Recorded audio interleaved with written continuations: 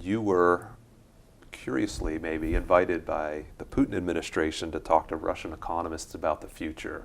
So this is a long time ago, so back in the 2000. early 2000. Yeah.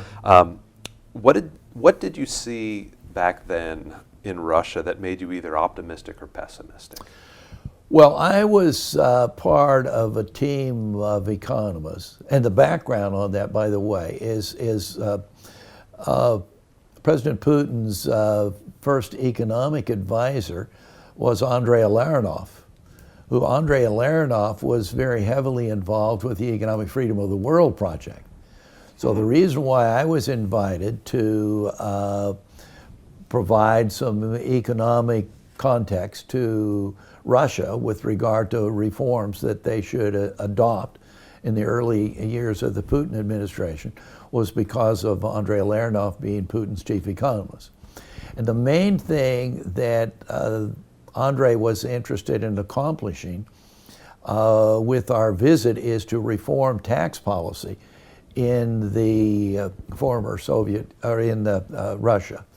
And that essentially our presentations related primarily to the argument for why they should substantially reduce relatively high marginal, their payroll tax, which did not have any income cutoff, and their income tax resulted in a number of people facing like 60% marginal tax rates.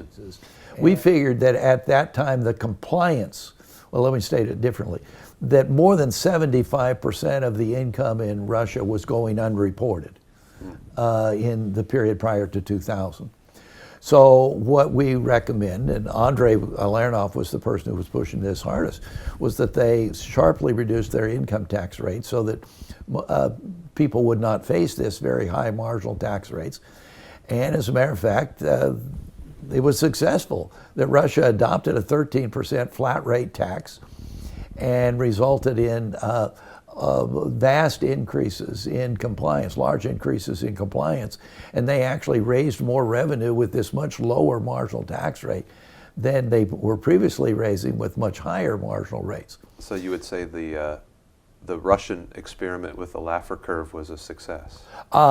Yeah, although it might be a little bit a different kind of a Laffer curve experiment than would be present, say, in the United States, because you had it was so easy to have non-compliance, and virtually no risk involved in turning in a much lower figure. So you had a huge amount of unreported income,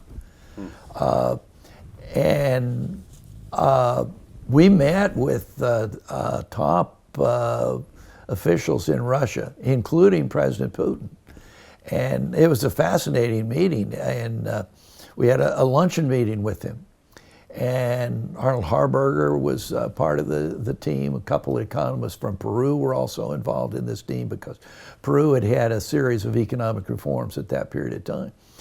And we each had like 5 minutes to present something that was going to be relevant to this particular issue to try and get across to President Putin. And that mine was on the Irish miracle.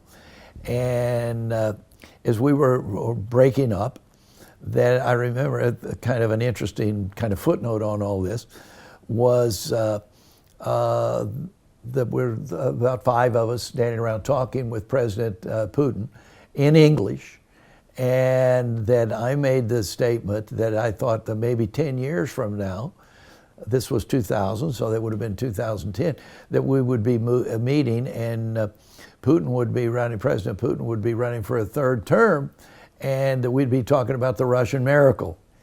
And he, in English, said, no, there will be no third term, that 2 terms is enough.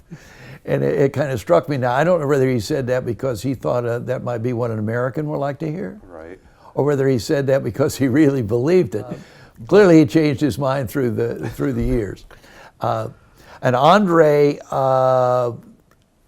was chief economist for President Putin for about 2.5 years, and then that kind of blew up, and he had a breakup with President Putin. Mm-hmm. So you were at the time you would call yourself an optimist in 2000. but Absolutely. I Not- would have been optimistic about the potential for Russia. And actually, had they in fact